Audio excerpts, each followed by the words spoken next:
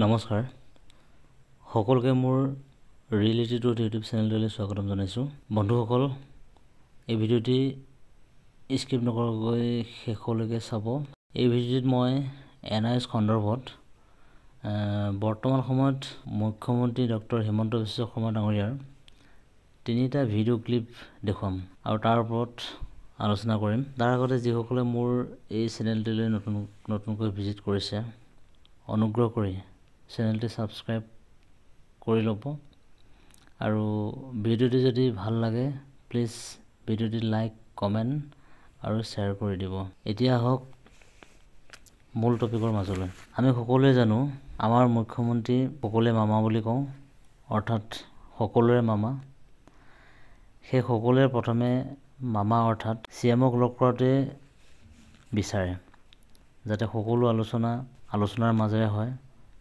বা স্মাৰক পত্ৰৰ জৰিয়তে সমাধান হয় বহুতে ইয়াত লগ কৰিব লাগে বুলি কৈ থাকে আৰু লগ কৰিলে সকলো সমস্যা সমাধান হ'ব বুলি কয় আৰু এনআইএছৰ প্ৰাৰ্থীসকলে প্ৰকৃততে লগ কৰে নে নকৰে বা লগ কৰা হয় নে নহয় তাৰ দুটা ভিডিঅ' ক্লিপছ আপোনালোকক দেখুৱাব ওলাইছোঁ আৰু আপোনালোকে চাই নিশ্চয় বুজি পাব আৰু লগতে তেখেতে কি কৈছিল সেইটোও আপোনালোকে বুজি পাব এতিয়া আহকচোন ভিডিঅ' ক্লিপছটো আপোনালোকে চাওক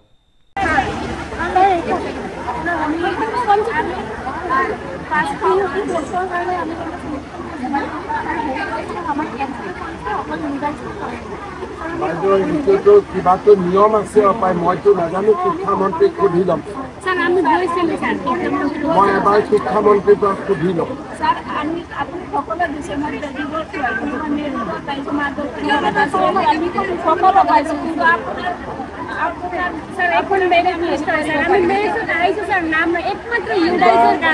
এইবিলাক কিবা কোৰ্ট কেছ চলি আছে মই এবাৰ চাই লওঁ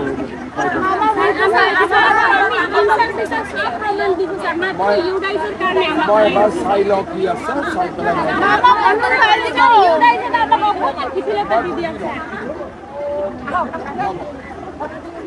এতিয়া আপোনালোকে চালে এইটো বিশ্বনাথ জিলাৰ এটা অনুষ্ঠানত কেইগৰাকীমান এনআইএছৰ বাইদেৱে লগ কৰিছিল আৰু এখন স্মাৰক পত্ৰ দিছিল বিশেষকৈ ইউডাইজটো ৰেহাই বিচাৰি আৰু মুখ্যমন্ত্ৰী ডাঙৰীয়াই অৱশ্যে ধুনীয়াকৈ গ্ৰহণ কৰিছিল আৰু শিক্ষামন্ত্ৰীৰ লগত আলোচনা কৰাৰ কথাও তেওঁলোকক আশ্বাস দিছিল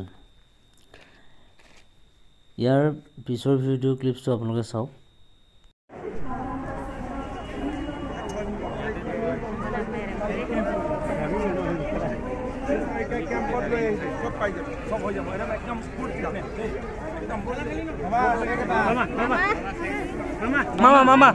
মামা এনআইএছৰ ইউডাইজ ৰিলেক্সেশ্যন কৰি দিব মামা ইউডাইজ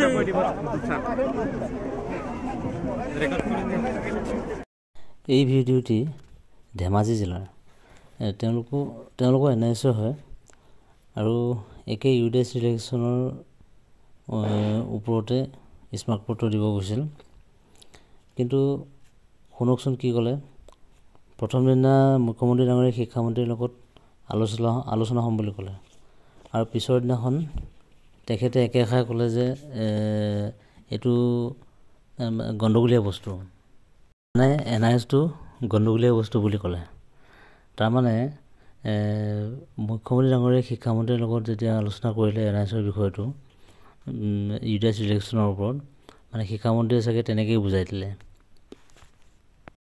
এতিয়া আমি তৃতীয় ভিডিঅ'টি চাওঁ আহকচোন ৫৫০০ LPP শিক্ষক নিযুক্তিৰ যি নিযুক্তি পত্ৰ বিতৰণ অনুষ্ঠান আছিলে সেই অনুষ্ঠানত তেখেতে এনআইএছৰ ওপৰত কি ক'লে সেই বিষয়ে আপোনালোকে শুনকচোন ৫০০ নিযুক্তি হ'ব ৪০০০ও হ'ব আৰু এনআইএছৰ ভিতৰতো যদি কোনোবা পাবলগীয়া আছে তেওঁলোককো দিয়ক আমি কাৰো বেয়া চিন্তা নকৰো সকলোৱে চাকৰি পাওক কিন্তু কোনো অসমীয়াৰ চাকৰি ৰখাব নালাগে মই সেইটো বুজি পাওঁ কোৰ্ট কাছাৰীত যোৱা মানে এজন অসমীয়াই আনজনৰ চাকৰি ৰখাই দিয়ে বঙহে বঙহৰ মাংস খোৱা ধৰণে হয় সেইকাৰণে মই কওঁ যে কোৰ্টত যাব নালাগে, কিবা আছে মোৰ ওচৰত ৰাস্তা একেলগে বহি উলিয়াম। কিন্তু কোৰ্ট কাছাৰী কৰি ইজনে সিজনৰ ৰাস্তা বন্ধ কৰি লাভ নাই। আৰু তেনেকে এতিয়া মুখ্যমন্ত্ৰী ডাঙৰীয়াই ভাষণত NISৰ বিষয়ে কি ক'লে আপোনালোকে শুনিলে। আচলতে ঠিকে আছে, আৰু বিষয়টো আচলতে ইমানখিনি পৰ্যায়লৈ যাব লগা বিষয়ো নহয়। আৰু আপোনালোকে জানে NISে কোনো কাৰণত কেছ নিবিচাৰে। কেছ কৰাটো ইমান ভাল লগা বিষয়ো নহয়, কিন্তু নিজৰ আত্মৰক্ষাৰ বাবে যেতিয়া ন্যায় নাপাব আৰু ন্যায় নোপোৱা যেন লাগিলে তেতিয়া ক'ত যাব? তেতিয়াতো ন্যায়ালয় আশ্ৰয় ল'ব লাগিব। এতিয়া আলোচনাৰ কথা কৈছে, এইটো সঁচাই ভাল কথা, আমাৰ গ্ৰহণযোগ্যতা থকাৰ কথাই কৈছে তেখেতে। এতিয়া চাওক, একেই চাৰ্টিফিকেট একেই ডিপ্ল'মা, আৰু সেই একেই চাৰ্টিফিকেটৰ ডিপ্ল'মা চাই কিছুমানক চাকৰি দিছে আৰু আন কিছুমানক চাকৰিৰ পৰা বঞ্চিত কৰিছে। এইটো কেনেকুৱা ধৰণৰ কথা? এতিয়া NIS DLED কৰ্চটো যেতিয়া ভাৰতবৰ্ষত ইন চাৰ্ভিচ টিচাৰসকলৰ কাৰণে বিদ্যালয়সমূহত লৈ আহিছিলে, সেইখিনি সময়ত অসমৰ তেতিয়া শিক্ষামন্ত্ৰী আছিলে ডক্টৰ হিমন্ত বিশ্ব শৰ্মা ডাঙৰীয়া, আৰু তেখেতে এই NISৰ বিষয়ে গোটেইখিনি জানে। তথাপি এই মানুহখিনিক কিন্তু অন্যায় কৰি আছে। তথাপি মাননীয় মুখ্যমন্ত্ৰী ডক্টৰ হিমন্ত বিশ্ব শৰ্মা ডাঙৰীয়াই আজি এই নিযুক্তি পত্ৰ বিতৰণ সভাত যি NISৰ দুৰ্ভগীয়া পৰিয়াল, তেওঁলোকৰ ভাল চিন্তা কৰিছে বুলি আমি অনুভৱ কৰিছোঁ।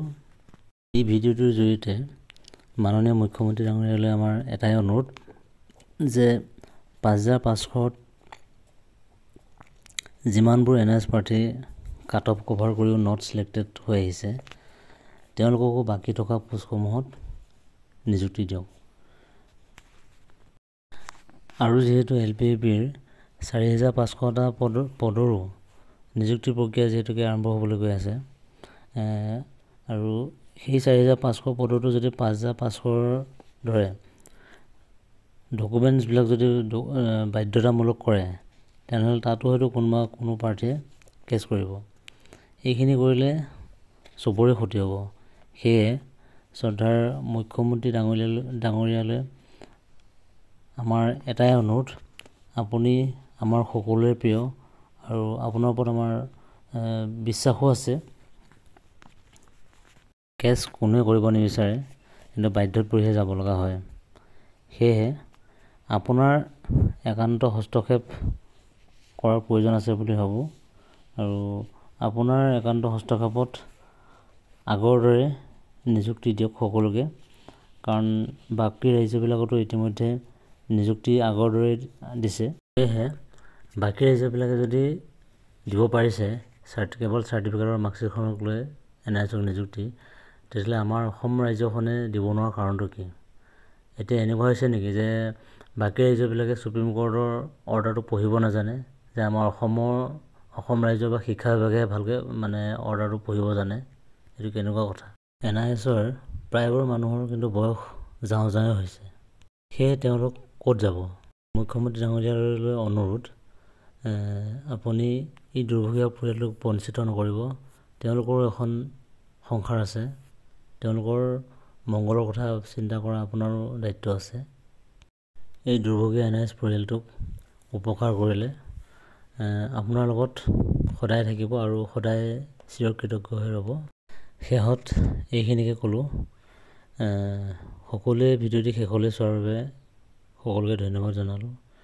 আৰু চেনেলটো যদি এতিয়াও কোনোবাই ছাবস্ক্ৰাইব কৰিবলৈ আছে, তেন্তে প্লিজ ছাবস্ক্ৰাইব কৰি ল'ব।